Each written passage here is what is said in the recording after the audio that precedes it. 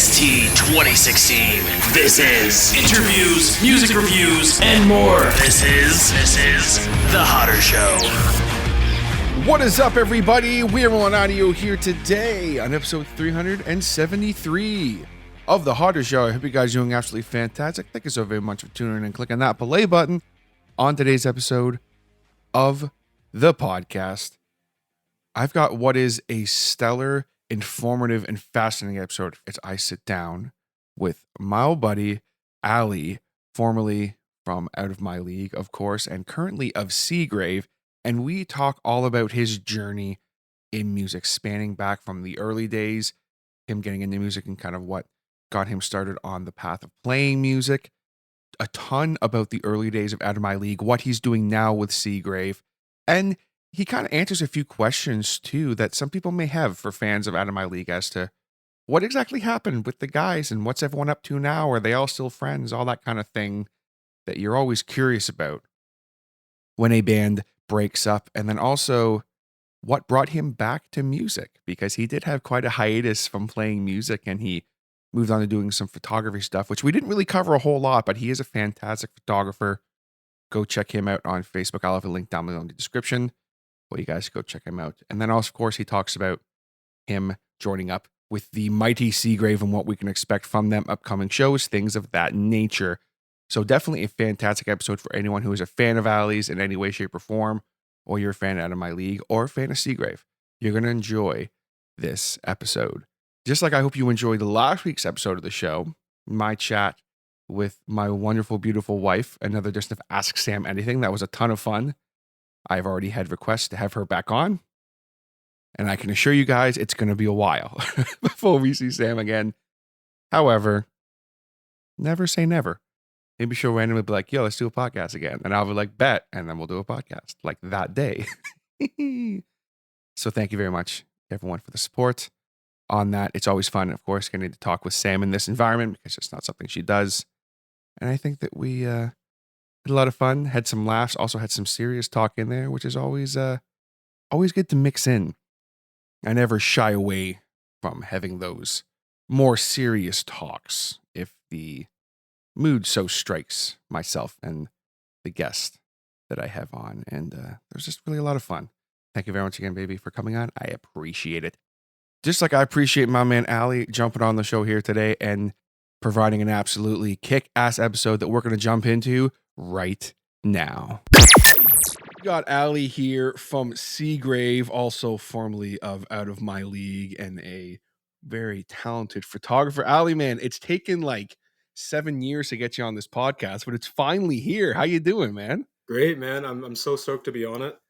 Yeah, it's been like since you started, I've wanted to come on, but just things have gotten in the way and everything. So, but who cares? We're finally doing it now. That's it, man. Yeah. That's it. Well, first and foremost, before we go any further at all, as we are recording this, you just celebrated a birthday yesterday. So happy birthday. Yeah, thank you. Appreciate it. I hear that you tied one off pretty good last night with the Seagrave boys. What happened? What went down? Yeah, we went to the Mandarin and ate so much that I was in a food coma. And then we went to the casino, and how that goes at the casino.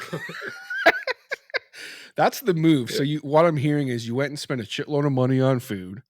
Yeah. And then you went and lost a shitload of money. Yeah. Oh man, yeah, it's fun with Chris and Steve are always, especially Chris, man. That guy's the life of the party sometimes. He cracks me up too much. Just the both of them as a combo. Oh man.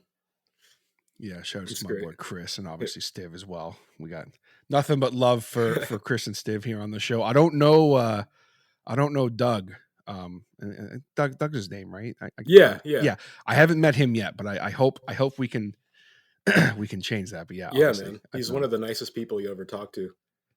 Definitely so. Yeah. When I had Chris and Steve on there fairly recently, you were a big part of the talk because it was like this resurgence for you, because as you know, we got a lot of ground to cover and stuff to talk about today, but for you getting back into playing music and joining up with Seagrave, it almost seemed like it was like this really quick process.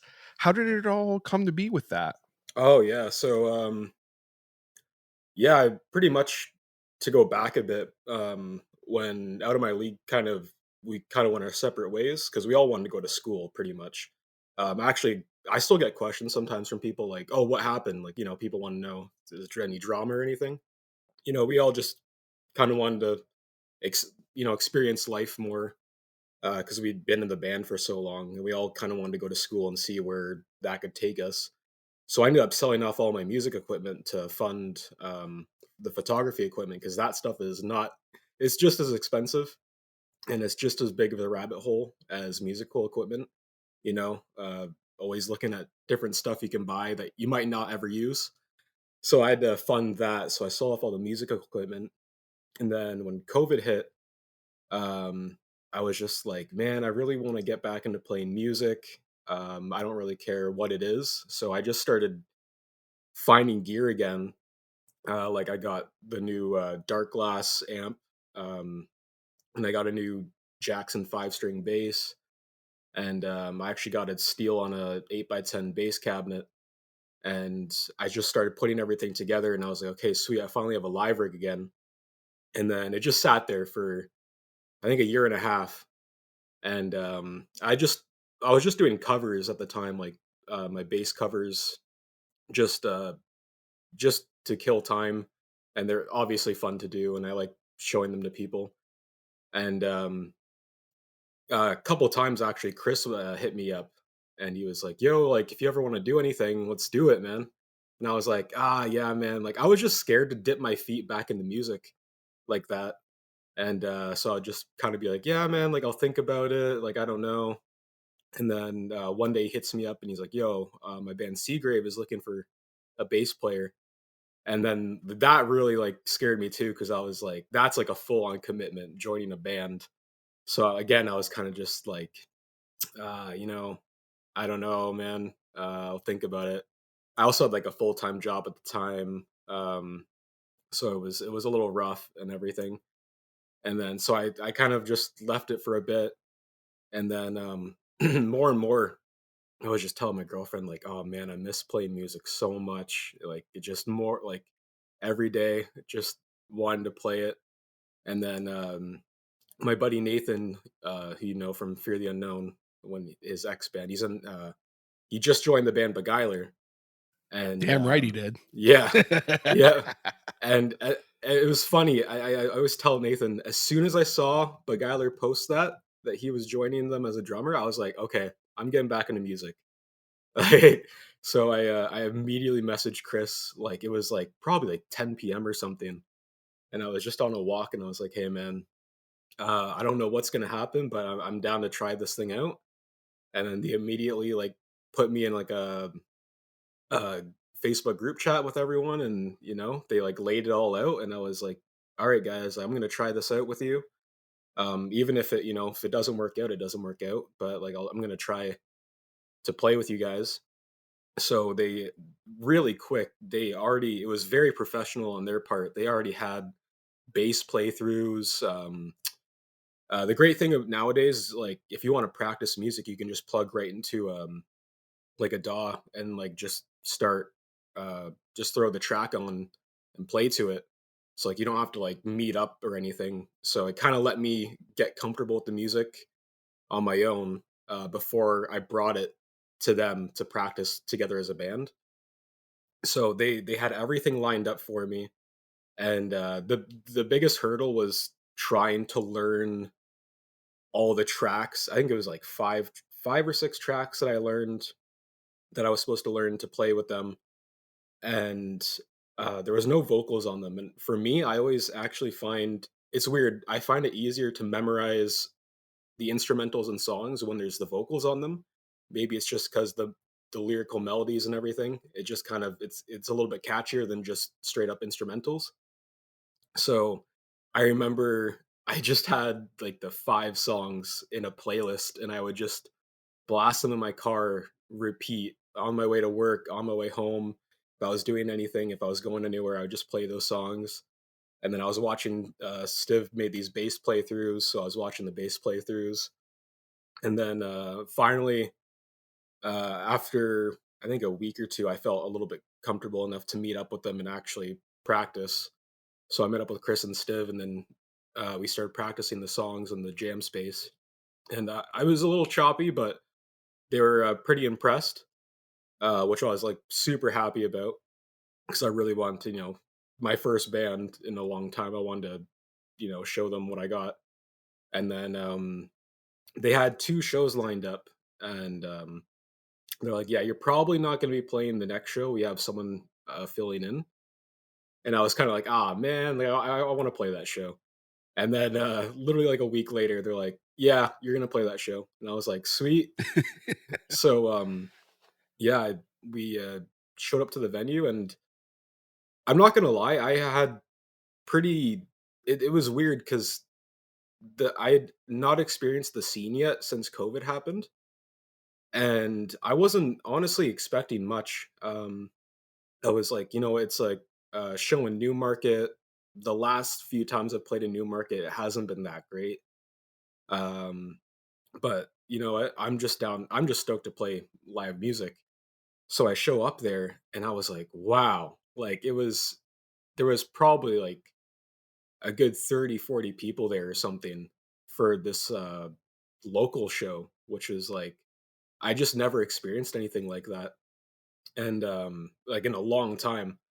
And so I thought maybe it was a fluke or something, but ever since then, every show we've played has popped off, and like I really can't believe it. It seems like COVID really got people wanting to come out to local shows again and experience it all, which I'm super happy for all the local bands because like every local band right now is killing it.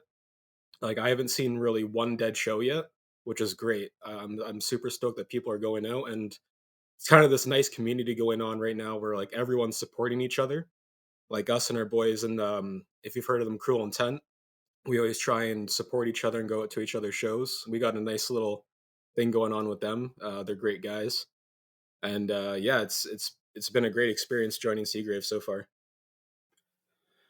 And that's awesome, man. And it's interesting because like obviously, like I'm pretty sure if I'm not mistaken, I messaged you when I saw that because I've always been a fan of your bass work and your bass tone specifically. I Thank still you. think that you have one of the just the nastiest damn bass tones I've ever Oh heard. man, I got Um, something to tell you after that. oh shit, okay.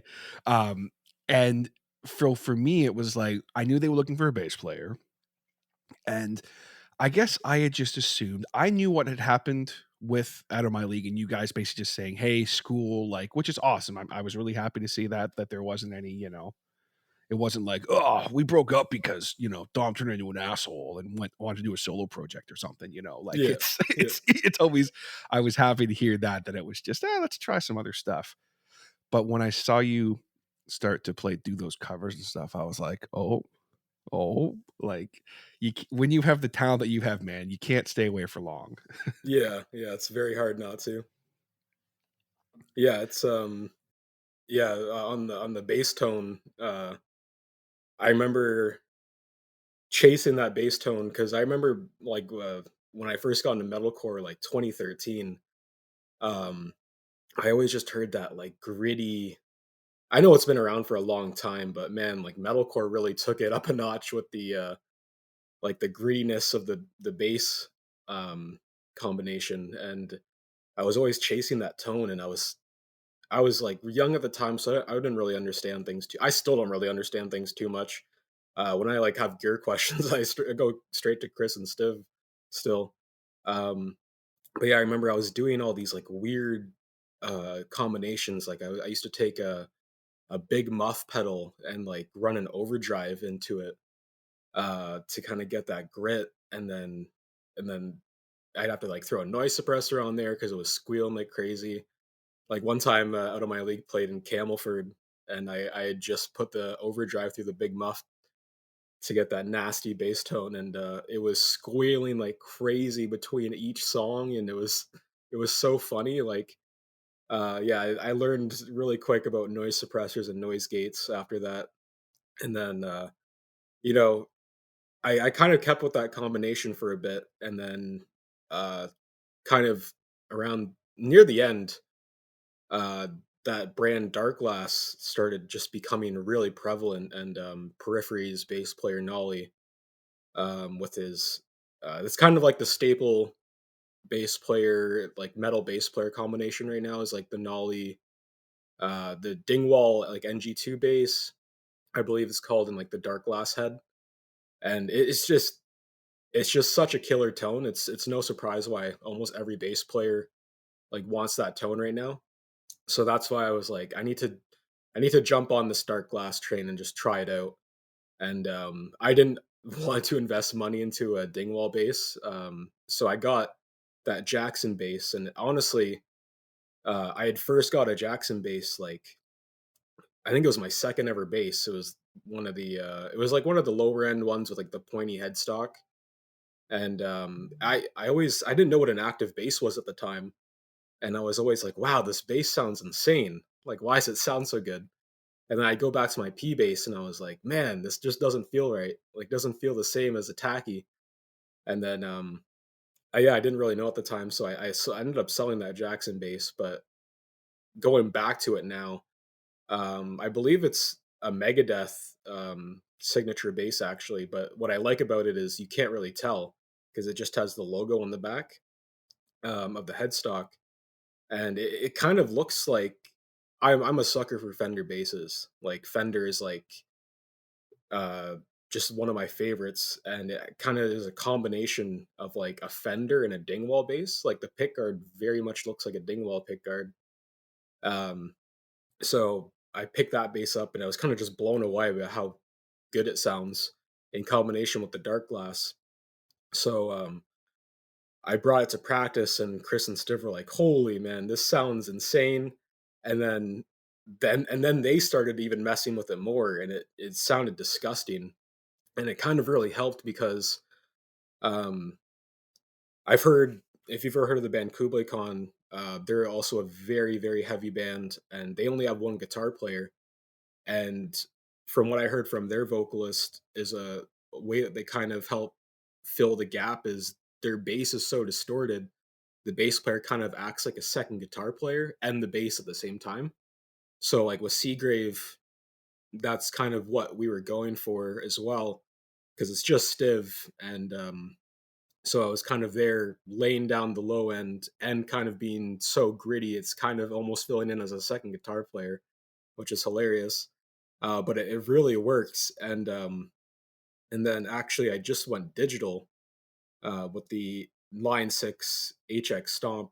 And it's funny because I remember growing up, everyone, we all hated Line 6. It was kind of like that starter amp. No one took it seriously.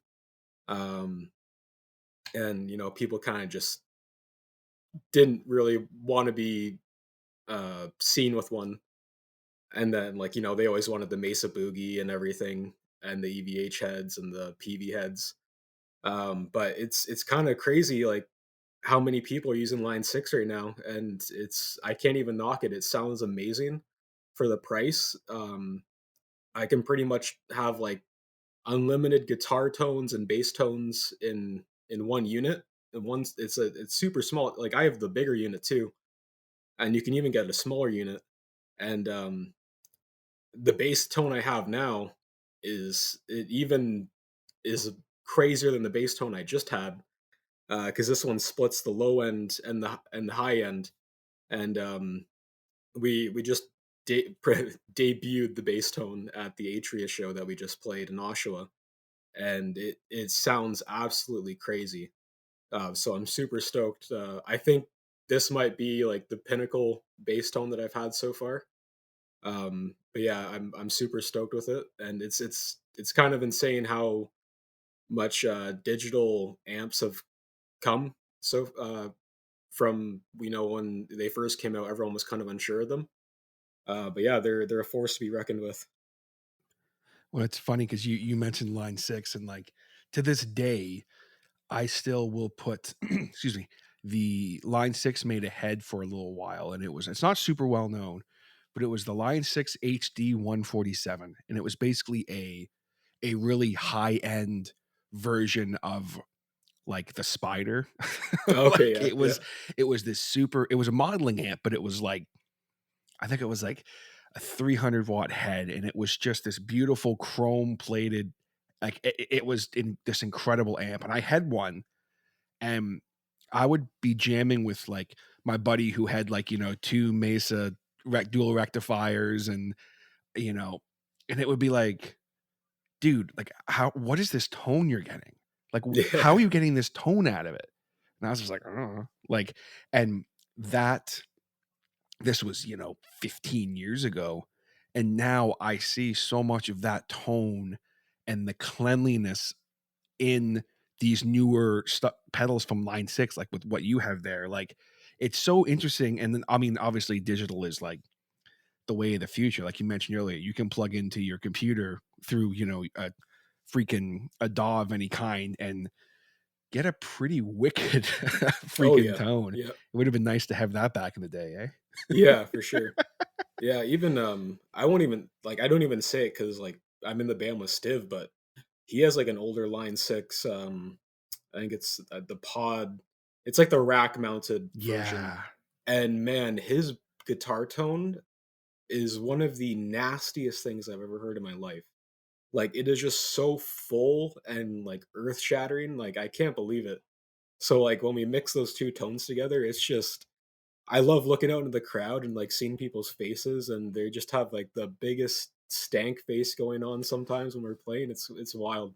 It's all stank. Just Yeah. like I still well, and so how was what was your reaction joining up with Seagrave and, digging into the songs? Like I know that the bass is tuned differently from the guitar, because I know Steve is in like fucking drop Z tuning nowadays. But like Yeah, I'm pretty how was much that for you, going from a band that was a different type of a heavy band playing in drop C and stuff like that, compared to now joining a band with a guitar player like Steve, who seems to constantly want to just push the envelope as far as what he yeah, wants to do with his guitar tone. it's actually super interesting. So when I was first listening to the songs, I was like, okay, these are going to be super simple to learn. It's kind of just, basic, very easy riffs.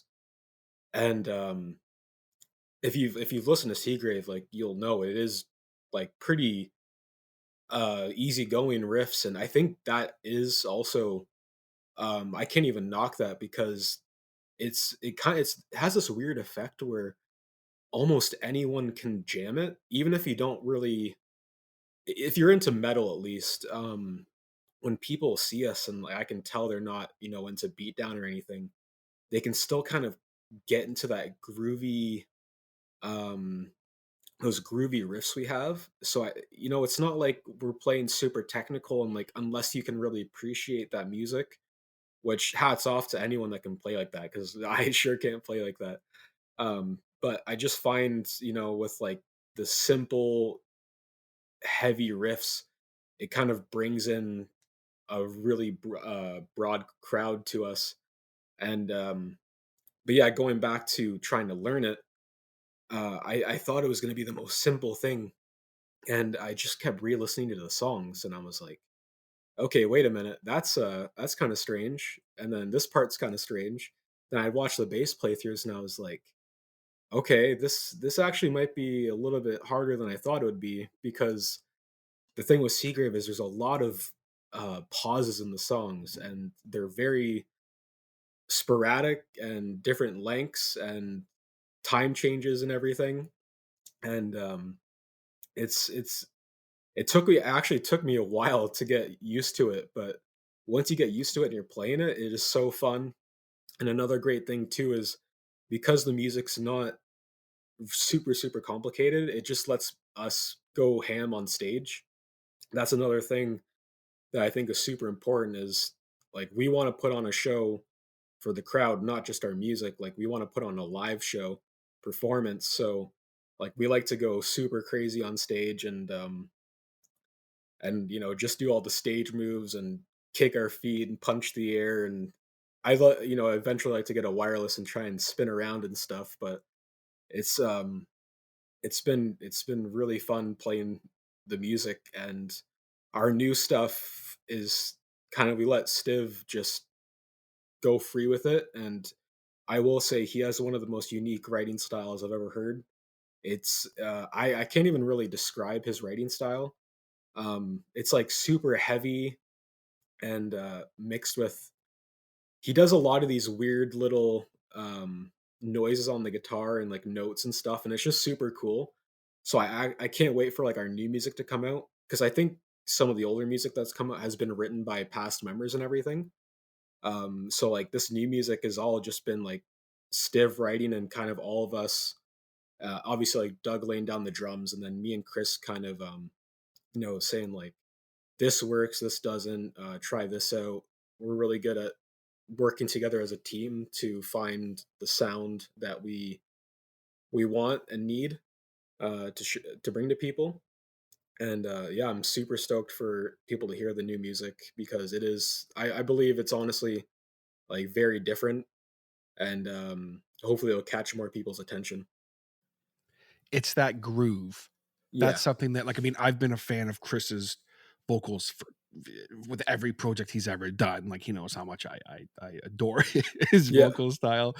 But like when he first joined Seagrave, I dug it because it was cool and groovy and stuff like that. But the re-recordings and the stuff that has been put out lately, there's a little more like, yeah, it's got that groove where, like you were saying, anybody can kind of bob their head to it and understand what it is. yeah, for sure. But Chris's vocals, there's a little bit more of a melodic tone going in there. You know what I Yeah, mean? Like, yeah. so I can already kind of picture the direction that Seagrave is going. Like, I can kind of see it, and I'm like, oh, I am just as excited as anybody, man, because I know that it's Thank going you, to be just awesome, and I can't wait to hear it thank you. because I'm chopping at the bit to get into it. Um, so that's awesome to hear, and it's been really fun to see you get back into playing music and everything. But to go back for a minute here, how did it all start for you with music? What was some of the first music you heard? What started this whole crazy journey for you? Yeah, for sure. So, I was honestly growing up, like my parents never really listened to anything with guitar in it or anything. So, my parents were always kind of like my mom was always into like R&B and hip hop, Dr. Dre and Eminem and all that, 50 Cent and everything. So I kind of grew up like with that kind of music. And when my older sister kind of went through her, the typical emo phase, I was always like, oh man, turn that shit off. I do not want to listen to that music. It was like very early Avenged Sevenfold and everything, and it always just used to like get on my nerves. And then her friends were all obviously all into music, which is it's funny because Steven and Anthony were originally my older sister's friends. They were all in the same friend group, and so they all had a band. It was called, oh, this is going back, but it was called Beyond the Black Winter. So Gord from Yo, Beguilar that's was in it. heavy as shit. Yeah. Yeah. Gord from Yo. Beguilar was in it. And then Steven was playing guitar. And Out of My League's first vocalist, Calvin, was also on the guitars and vocals. And I remember seeing them at the Battle of the Bands. It must have been 2011 or 2012. And I remember just watching them.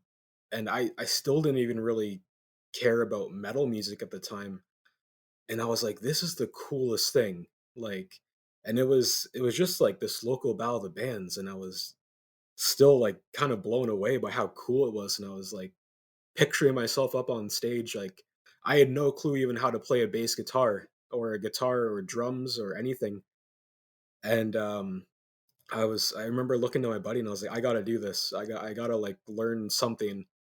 And then that Christmas, I asked my dad. I don't know if they do it anymore, but at Long McQuaid, they used to sell these like Squire combo.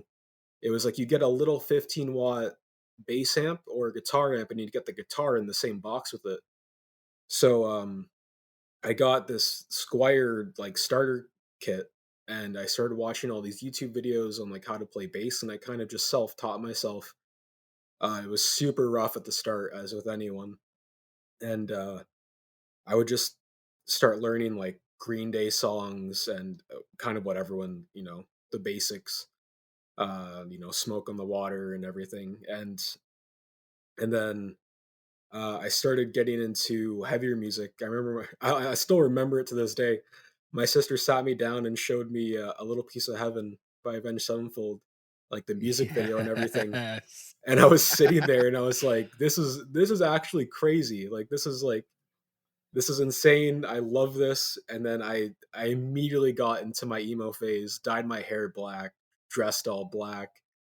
Um, I just started listening to all that music, and so I was into all of that. And then I around high school, I think, yeah, it was about grade 9. Um, I sort of discovered metalcore. It was the bands like Of Mice and Men, who are still going strong actually, and like Moss to Flames. And um, I heard those, and it kind of just blew my mind that it could get even heavier than, which is funny because it gets way heavier than that even. But at the time, I couldn't believe it could get that heavy for music, and I just like went full deep dive into that, and then I was like, I really want to be in a metalcore band. And I don't know how the stars aligned, but I think it was like the next week or two. I was at school and I was like leaving for the day, and um, think it was the original vocals Calvin and I think it was Steven or Taylor walked up to me and they're like, "Hey, we're starting like a uh, post-hardcore like pop punk band. Do you want to be the bass player?" And I was like, "Yeah, man!" Like immediately, I was like, "Yes!" And I thought it was cool because it was with like older kids and stuff. And so, I Steven's house is like 5 minutes from me. So I remember one day I went over and they just started teaching me the songs, and then yeah, we played our first Battle of the Bands as Out of My League, and because again, that name's kind of stems from like post-hardcore pop punk, you know, um, name. So yeah, we played Battle of the Bands, and we failed miserably. Going back and watching it is hilarious to watch. And I think the best part of that video is you can see Dom front row banging his head the entire set. So like I love looking back on that, and yeah, um it was so fun though, because those Battle of the Bands brought people out, and like I think it was like my first ever show, like proper show, because I used to play like little. I think I played prom with my buddies and stuff. Like we just covered like uh ACDC and Green Day and all that. But it was like my first ever proper show with a proper band, and I think our next show was um the Firehouse too. And it was with so Dom had joined the band at that point, and yeah, it just started kind of snowballing, and we didn't really play too many shows. Yeah, we'd play the Firehouse, and it's kind of crazy looking back now that Bowmanville actually had a music scene for a little bit there, because there's not really anything going on anymore, which is sad. But yeah, Bowmanville kind of popped off, and then like we kind of, I think after the second Battle of the Bands, um, that was also kind of not our best, uh, performance, but we were just having fun at the time. Then we started playing more and more little shows, and then we really started to take ourselves seriously. I remember me and Dom, like we used to be every day after school. He'd walk over to my house, and we'd actually what we'd do is we'd sit in my basement, and we'd throw on YouTube and just watch all these metalcore bands, and we'd kind of like make mental notes of like what worked and what didn't. Like, hey, let's try this out. Let's not try this out. Like that looks kind of cringy. Don't do that. This looks really cool. And then we'd kind of bring it to the guys and be like, can we try this out? Can we try this out? And then like we started adding like the stage moves, and like in the writing process, some of like those um influences. And then yeah, we pretty much after a while like came out with Resented. Oh, sorry, I'm skipping time. Beautiful Calamity, and that came out, and it definitely isn't the greatest. Um, but yeah, that was I'd say more than anything that was like a learning opportunity for us. Um, we learned a lot in the recording process, and how things kind of work, and like the releasing of the music too. I think we just kind of just dropped the music, and that was that. Like we didn't even.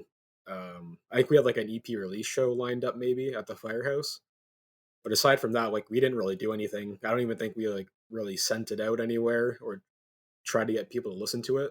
I mean, it was available at Gigs Music, but Yeah, yeah, for sure.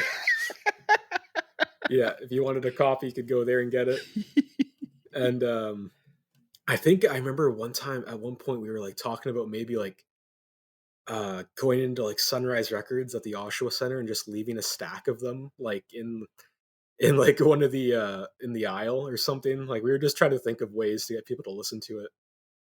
But yeah, we definitely learned from that, and then we kind of got to Resented, and that was kind of like the point where we were like, okay, we all want to do this seriously, and yeah, we just kind of gave it our all for that one, and like we shot like the music video for Blind, which turned out amazing with the Trenches.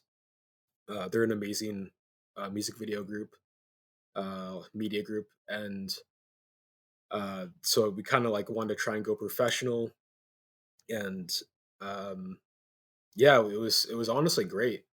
Like that EP, I still love it to this day. It's got this Same here, man. is thank you. It's got this sound to it. It's very aggressive and attacky and angsty, and it was it was interesting um, to see, uh, what it was kind of like being more, getting into the more professional side of music, like how it can, like because it's all fun and games, and then like when you're really trying to do it as like a profession, it is very different.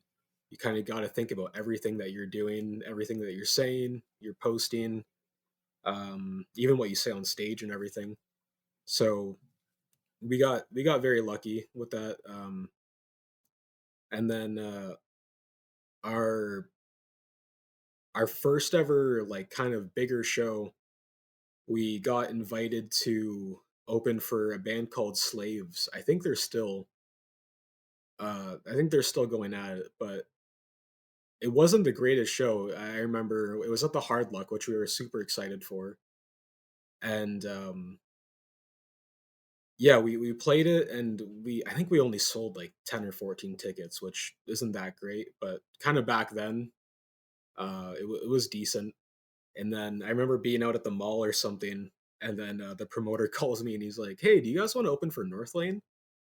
And I honestly couldn't even believe it because that was like one of the bands that we looked up to, and immediately we were all like, "Yes, of course!" And that was kind of what changed the whole band, because I remember we were backstage, kind of like it was surreal, like going to the Mod Club in Toronto and like loading in and everything, and just seeing like all these other like famous musicians and stuff, and they were just chilling and everything, and we were all just kind of standing there like a bunch of like starstruck kids, and I don't think we really talked to any of the bands. We didn't want to like come off as like annoying or anything. So I remember um, we we saw like there was like a lineup outside, obviously, but I didn't realize like the extent of it until we were backstage. We were about to go on, and the Mod Club has like this like these little steps, and it's kind of awkward. And like I looked out, and like from front to back, it was full. It was completely full, and we all just started. I was like freaking out, and I was like, "Guys, like look out there!" And they all started freaking out, and then we kind of just got on stage and we did our thing. And to this day, people still tell me like, "Hey, I remember out of my league, I saw you guys at the North Lane show." So that show was like definitely probably like one of the most important shows we ever played. And then after that, it just snowballed. That promoter, like, we just had a good relationship with him. So and we sold like a lot of tickets to that show.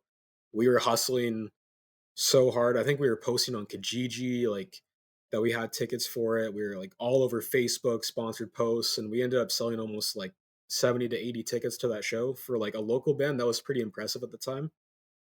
And I think it's still impressive, honestly, that we were able to hustle that many tickets.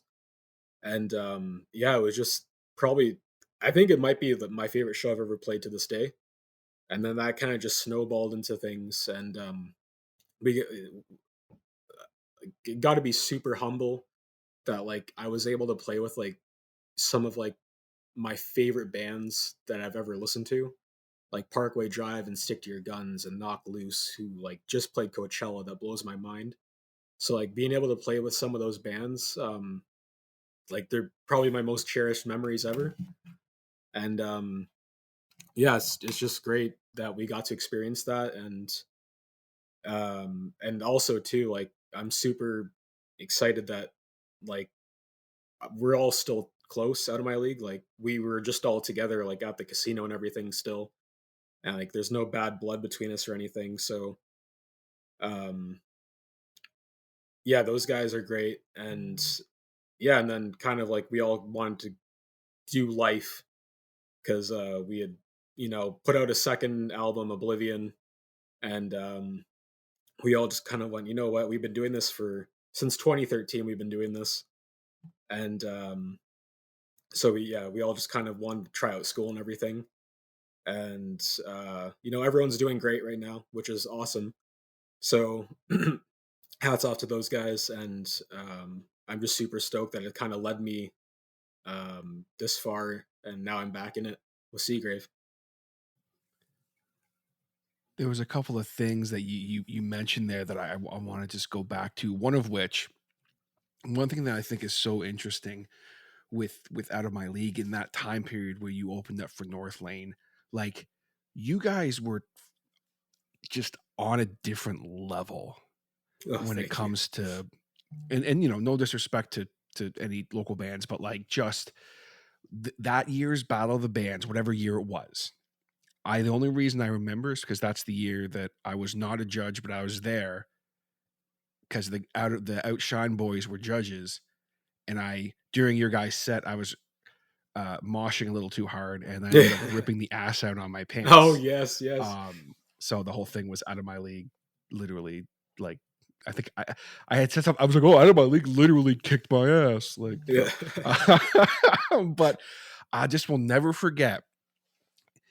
You guys come on, and you're just fucking doing great, and then Anthony's kick pedal went. Yeah, yeah. And the reason I say you guys were a different level was it didn't feel like something bad had just happened. It was like, that's when I saw Dom as like, holy fuck, this guy's next level as far as him being able to command the crowd. Because the second it happened, I looked over at the Outshine boys and they were like, fuck, like that sucks. Oh my God. Like, and just, it was, it got fixed right quick. You guys came back and it was like not even a misstep. It was just like, and all of you, it wasn't like you guys were standing around looking at each other like, oh my God, what do we do now? It was like a professional band. And that's when I was like, holy fuck. Okay, these guys are another level.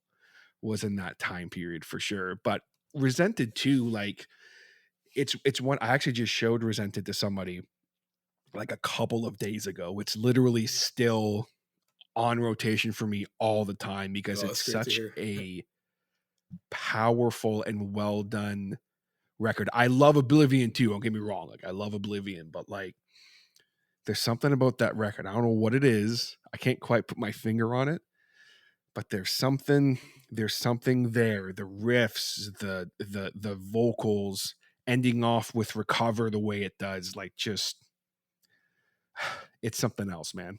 I Yeah. really just and I say this anytime I haven't talked to Steven and Dom in a very long time, but like anytime I talk to Tony, I'm always like, dude, like I still listen to that record like all the time. Yeah, I remember, like, going into that, we were super nervous because we didn't really know how it was gonna turn out, and, we were looking for a producer, and, remember me and Taylor found, Keegan, and The Wizard. the absolute legend, and, I remember Taylor sent me this, like, I think it was, like, one song that he had done in the genre, and I was like, "Wow, this sounds amazing," and, all the other guys are like, the thing with Out of My League is, like, we're a very wary group of people, like, it kinda takes some convincing, and, which is a good thing, like, we want the best for the band and everything. So, everyone was kinda like, "I don't know, should we go with, like, someone that we, like, know?" Like, and me and Taylor were kinda just pushing, like, "No, like, we gotta try this Keegan guy, like, I think he's gonna do good." And, yeah, man, he blew it away. Um, it just yeah, again, like, I think we were really trying to prove ourselves, and it just sounds super aggressive, and the tones on that album, or EP, I guess, they sound so hard hitting, and, I remember, even, like, just working with Keegan, like, it was super great, like, I never felt uncomfortable or, like, rushed, or, like, he was kinda like, "Oh, no, you're playing that riff wrong," or anything. He was always just super chill with us, and, he just took that sound, and he kinda just mastered it. And then, obviously, too, at the time, we wanted to we had heard, from several people, like, it's always good to get a couple set of ears on the music. So, um, we actually had it sent out to be mastered by Will Putney, who's kind of like a legend for heavy music, and he's worked with so many huge bands. So I feel like that definitely was a part of it too, having him kind of master it. And I remember when he was mastering it, I think Anthony was talking to him, and Blind came on for him, and he immediately messages us, and he's like, "Who is that? Who is that on the track?" And we're just like, "Oh, dude, that's Aiden from Falsifier." And he was like blown away by him, and like, I'm just so stoked too that, like, we got to um, be friends with all the bands that we looked up to as well in the scene, because that's another huge thing, is like just the local scene, um like bands like This Is Death Valley and Drag the Lake and Falsifier, like we were like fangirls sometimes, like, over those bands. Like, I remember, like, This Is Death Valley and Drag the Lake, like, we looked up to them so much, and near the end, like, getting to actually, like, be friends with them and play shows with them, like, I cherish those memories, like, just as much as, like, being able to play with, like, some of these larger bands that we were fortunate to play with. I definitely do miss, um, the old scene sometimes. Like, like kind of all the bands almost, like, split up at the same time, which, like, very much sucks. But I think it was kind of like one of those times where everyone was kind of just like, it's not really going the way we want it to, and everyone kind of just was hustling so hard, we all kind of burnt ourselves out. And that's what I was saying earlier, like, I'm just so excited for, like, the how the scene is now, because people are coming back, like Pneumonia Breath and everything. It's just it's so great to see, like, that the music is, like, back harder than ever, and people are out to support it. I think we're gonna continue to see that as well. Like, even myself personally, there was a show in Peterborough here just last weekend. Shouts to Nothing Serious, um, and there was a part like that was the first live show of any kind I had been to since before the pandemic, and like I walked in not knowing what to expect. I was just there to see the boys, and Yeah, like before I knew it, it was a packed house, yeah, it's and I crazy. was like, okay, there's support for the scene. And I think so long as that can keep going, and that, everyone, I feel like a lot of people have learned especially during the pandemic, musicians especially, have learned how to prioritize certain things, and hopefully learn not how to burn yourself out so much, if that Yeah, makes sense. yeah, Like, I feel like a lot of people learn kind of how to compartmentalize things in their life a little bit more. At least I hope. Like, I know I did personally, so I yeah, hope that yeah, for other sure. people did too. So hopefully we'll just see. I would love to see bands, there's nothing I love more than when a band I'm a fan of, comes back, or a musician I'm a fan of, like yourself, where they come back and kind of, you don't have to be, touring the world necessarily to Yeah, play music and to love it and to have fun. You know yeah, what I mean? You can still just play music and have fun and still do great. hmm yeah, yeah. It's been great, and um, like I'm constantly blown away by like every show that we've played. I think now I've played about 8 shows with Seagrave, and I gotta tell you, not one has been bad. Is like like, man, I've played shows in front of one person before, like, and it's a horrible feeling. Just it just kind of drains you. Like, like, should I go hard? Do I have to give it my all? But even when there's one person, you gotta that one person could see you, love you, and then put you on to another 10 people who put you on to another 10 people from there, and it just has like a domino effect. So yeah, if you're playing either for one person or 50 or 100, uh, no matter what band I'm in, we always just try and give it our all. And but yeah, like every show has been such a great experience. And there's certain shows where I'm like, I don't know how this is going to be. Like when my second show with them, we played a show in Blue Mountain, and I was like, oh man, like who's coming out to Blue Mountain to see a show? Uh, and it was in someone's like uh I guess cottage or cabin. It was this beautiful house like on the side of a hill, absolutely gorgeous, and it was set up as a recording studio.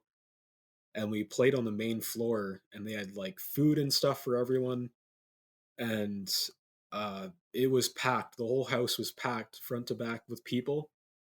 And I was kind of just mind blown that like even in Blue Mountain of all places, like people are coming out to see shows. And I really felt um, how amazing it was when we played the Atria uh, a few months back, and it was so full, and I had never seen the Atria that full. Like even when Out of My League played with like some stacked bills there, like it's been like packed in there, but it was like full from front to back, and it was just kind of like this random show put together, and obviously with really good bands on it. Uh, but I just couldn't believe like how many people wanted to come out and just mosh, and the pit was so violent, people getting flown around and everything, and people were picking up our merch left and right, which was so amazing to see. And yeah, and then we just played there a couple weeks ago, and it was even that it turned out so well. We were playing at sorry, I think we got on stage at like 1 a.m., and I was like, oh man, who's gonna stay? Like everyone wants to like go to bed and everything at this point, and it was still packed, and it was just again, it's so great to see the scene, how much people want to come out and support, and obviously we try and go out and support other bands too, because we want to reciprocate that love. At the end of the day, that's what it's all about, man. It's just spreading the love, and the stigma of, oh, heavy music is so violent, and it's literally called beatdown. They must just all be so angry, and it's like there's so much love in this scene and in the metal world. So it's always wonderful as an outsider looking in to see these kinds of things. And it's been so wonderful to watch this whole thing unfold for you, especially given that, the history that I have with you, starting with, you taking lessons at the store and Yep. stuff. And, Yep. it's been really awesome to see, man. Thank you. Two more quick things here I wanted to ask you about before we wind down here today. As someone who now has been in, one successful band, and now you're doing it again with Seagrave with a break in there, do you have any advice for people who are looking to form a band? Yeah, I'd say first and foremost, you need to find the right people. Um, I've seen time and time again bands where they'll form, and the people, they make good music together, but they just don't get along, and it kind of ruins the band immediately. And again, like fortunately, without my league, we're all best friends, and we all still hang out. So you really got to find the right people. And again, with Seagrave, like there's such amazing guys. Like we chilled just again like last night on our own with each other. It's not like I'm like, oh man, I have to go to practice and see these guys. Like, no, I'm like genuinely stoked to see them. So like that's the first thing. You gotta find the right people. And you gotta find the right sound too that everyone is stoked to play. Because if you're in a band and one person wants to play technical death metal and you want to play beatdown or something, it's just I mean, you never know, it could mesh well. But I really feel like everyone has to be on the same page and want to play the same type of music, because then you're gonna make your like yourself as a band. That's when you're gonna make the best music possible when everyone's stoked on it. And don't let equipment get you down too. Like I remember um always looking up to these bigger bands in the scene and going like, wow, I need like an 8x10 bass cabinet, and I need like a $2,000 bass and everything. I mean, like you play with what you have, and you can again, like you were saying with that line six, like you can make almost anything sound good as long as you kind of dial it in. So just start off with what you have. Don't go out and spend all this money on equipment and everything, because like you can make music with anything. Um, yeah, don't let that get you down, and be very wary of, do your research for like how music goes, how you're going to be posting it online and everything, because it's changed so much even with Seagrave. Like I kind of learned, Chris does a lot of research, which is awesome. He finds all these great people on YouTube who have information on kind of like how you release your music, and how to kind of have an online social media presence, because that's more important than anything nowadays. You got to know how to post, when, even like what time to post online and everything, because that's how you're going to get seen nowadays. Is you know your online presence. So you really got to kind of master the business side and the music side. Obviously, the music side comes first because that's what you're passionate about. But it's super important to learn the other side of the business side of things. But yeah, I'd say those are kind of the most important things for starting a band nowadays. Right on, man. Appreciate the insight, because I know that's something that it's important for people who could be listening to this right now, and they're fans of yours. There are people coming up now that would have grown up with, even without a my league. You know what I mean? Yeah. And that's something that I think is so interesting to think about. Just the legacy that you have in the scene, my friend. It's interesting, and now you're back doing it, and that's awesome. Last but not least, always a staple question I have here for folks here on the show to end off. You were talking a little bit earlier about that North Lane show being one of your favorite shows, if not your favorite show. But do you have for me a story from your favorite show you ever played that maybe wasn't that North Lane show, and the worst show you ever played, like it was comically bad? Okay. I would say, starting off with like the worst, I'd say probably there's two that come to mind. One of them, again, I kind of brought it up earlier. We played in front of one person, like no exaggeration. Um, we loaded in and everything, and I think we were opening too, and it was just the vocalist of the other band, and he was just kind of standing there, and he was stoked to see us because he's the one who booked us. Like he But was super into it, but yeah, he was yeah, still he was kind of like jumping around and everything. right. But yeah, it was just him by himself watching us, and I was kind of just like playing, and I was like, oh man, this is something else. And then I'd say another bad show was we played in Whippy. I don't know if it's still a venue, but it's called the Music Scene, and everything went wrong with our gear. I think like one of the cabs like blew out or something, and something happened with someone's guitar, and then I had just at the time upgraded to like a rack unit, like whole rack setup, and uh, the power plug at the back fell out halfway through the set, and there was all these like grounding issues with the venue. So if you went to plug stuff in, you'd kind of get shocked and everything. And again, we only played in front of a few people, but again, it's not even really the people; it's just the gear problems.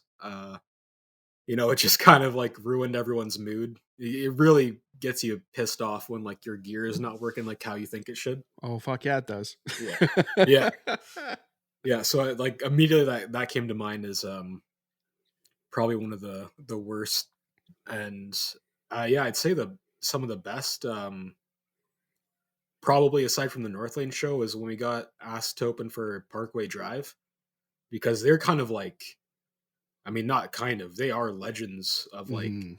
heavy music nowadays. They're kind of like, for the newer generations, kind of like one of the, I guess if you want to say like big four of metalcore, if that's even a thing.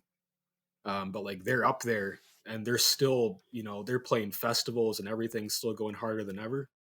And it was just kind of like a dream come true getting to experience that. And the whole thing, like we like loaded in, and man, like just playing somewhere like the Danforth Music Hall, and how just getting to see how professional bands who are like on the road get to do it, like what they do, how they set up, and just being even helped out with.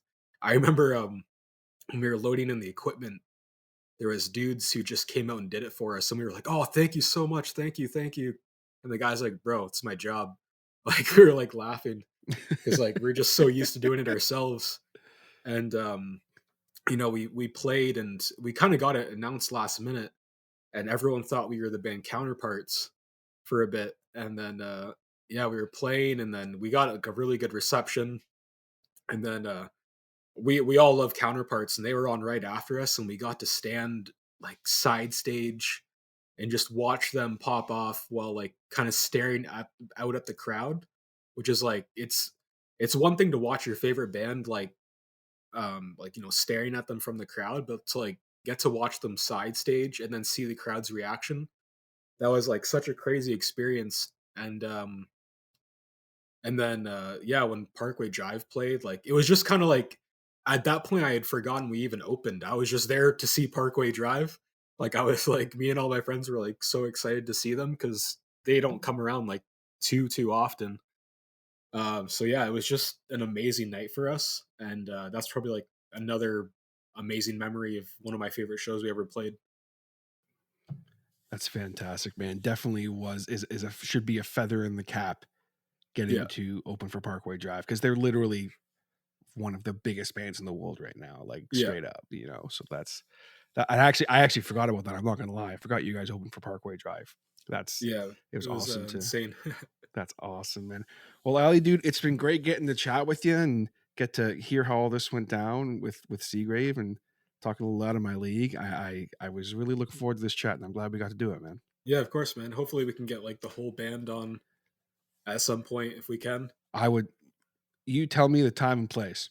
Yeah, I would love yeah, I would love to get maybe once the new music comes out, we'll have to Yeah, yeah, of course. get together. You Yeah, guys, that'll be a really funny podcast. I can just especially if we could do it in person. I've Oh been yeah. wanting to do a podcast with Chris in person for years. Ever Oh since the yeah. first time that I did one Yeah. with him years ago. So it'd be great to see you guys. I don't even remember the last time I saw you in person. It's probably Yeah, it's been been a minute, man. like 10 years. Yeah.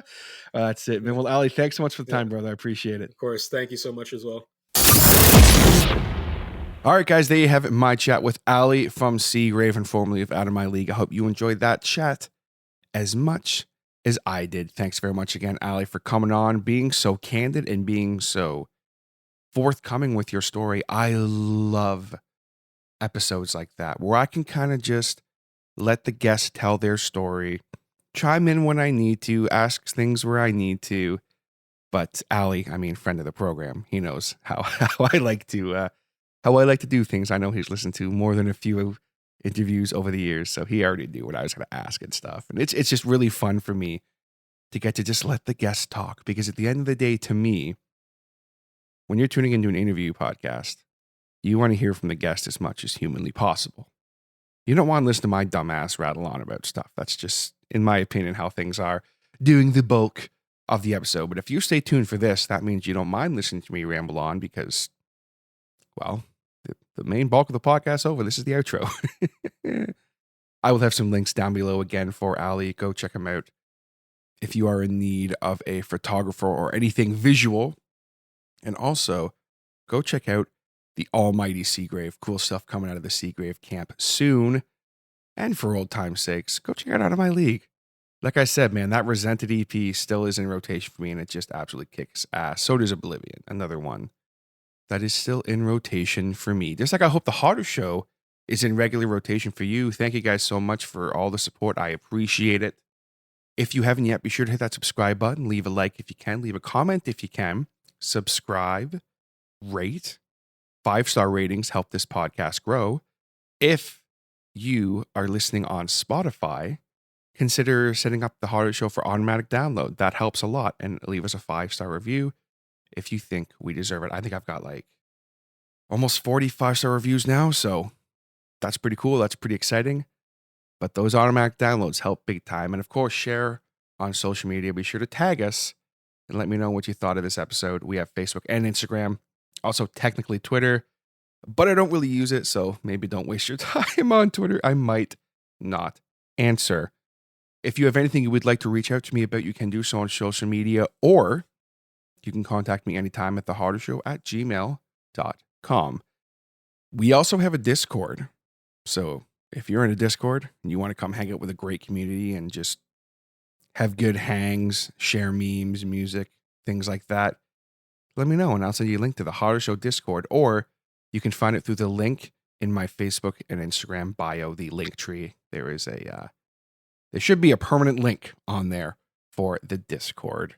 And if you would like to support the show a little more than just liking, subscribing, which helps so much and I appreciate it, consider joining the Harder Show Patreon, where at just $1 a month, you will get a special shout out at the end of every single episode of the show, behind the scenes information, and access to the exclusive Discord server that I have for my patrons. For $5 a month or more, you get all that, plus access to my monthly horror podcast over on the Patreon, Tapes of Trepidation, which I have way too much fun with and is literally growing into a creature of its own, so to speak. A lot of fun things coming with that, fun and terrifying things.